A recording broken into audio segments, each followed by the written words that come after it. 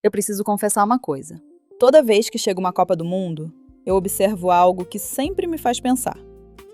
Não é o futebol, não são os jogadores, não são os gols. É a forma como nós reagimos a tudo isso. Porque de repente o país parece mudar.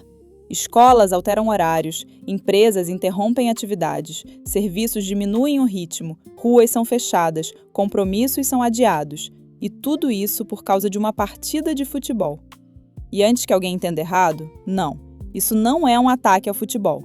O futebol faz parte da história do Brasil, faz parte da cultura, faz parte da memória afetiva de milhões de pessoas. O problema não é amar o futebol. A pergunta é outra, muito mais profunda. O que estamos ensinando quando colocamos o futebol acima de tudo? Pense comigo.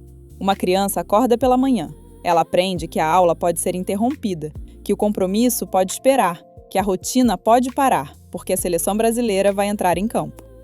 E sem perceber, ela recebe uma mensagem silenciosa, mas extremamente poderosa. A mensagem de que um jogo pode ser mais importante que aquilo que constrói o seu futuro.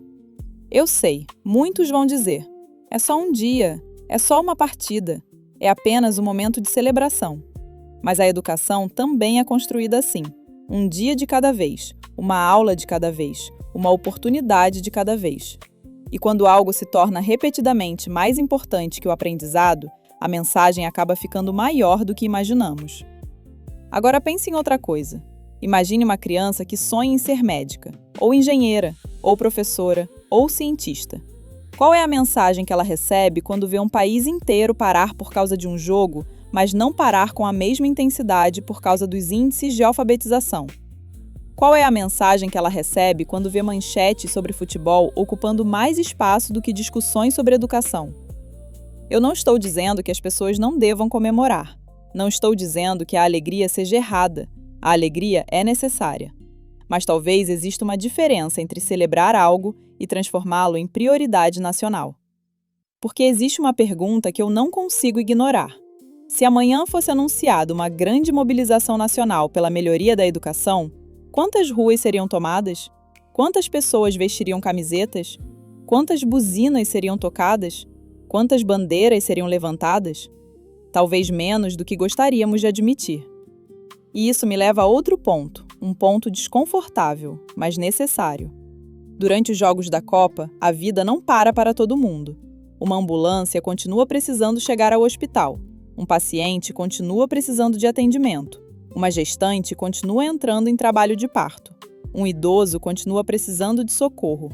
Uma emergência não consulta a tabela dos jogos.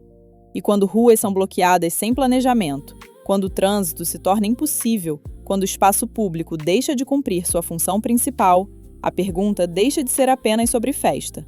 Ela passa a ser sobre responsabilidade. Porque para quem está comemorando um gol, aqueles 90 minutos são apenas uma celebração. Mas para alguém esperando ajuda, aqueles mesmos 90 minutos podem significar tudo.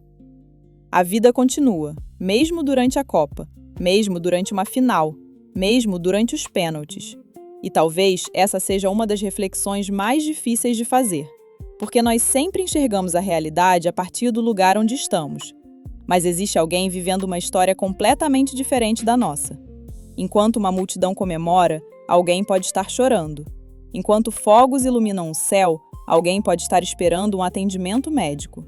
Enquanto milhares gritam gol, alguém pode estar se despedindo de uma pessoa amada. E então eu começo a pensar em outros países apaixonados por esporte, países que também param para assistir suas seleções, mas que muitas vezes não transformam isso em uma interrupção tão profunda da rotina coletiva. Porque existe uma diferença importante. Uma coisa é valorizar o esporte, outra é permitir que ele ocupe o espaço que deveria pertencer a pilares fundamentais da sociedade. Educação não é entretenimento, educação é fundamento, educação é oportunidade, educação é liberdade.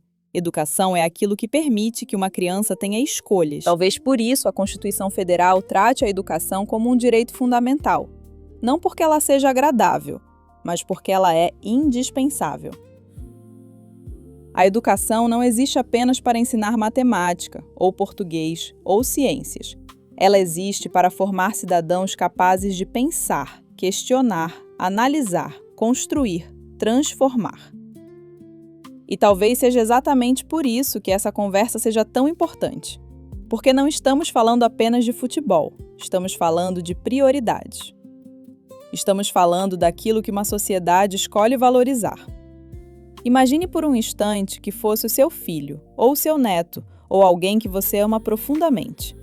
Que mensagem você gostaria que ele recebesse? Que o futuro dele pode esperar por causa de um jogo?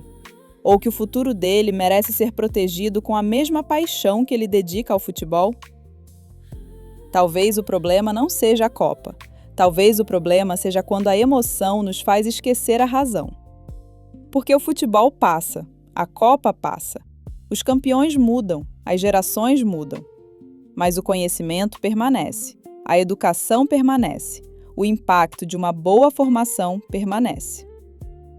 E talvez a verdadeira vitória de um país não seja levantar uma taça. Talvez seja formar uma geração capaz de construir um futuro melhor do que o presente que recebeu.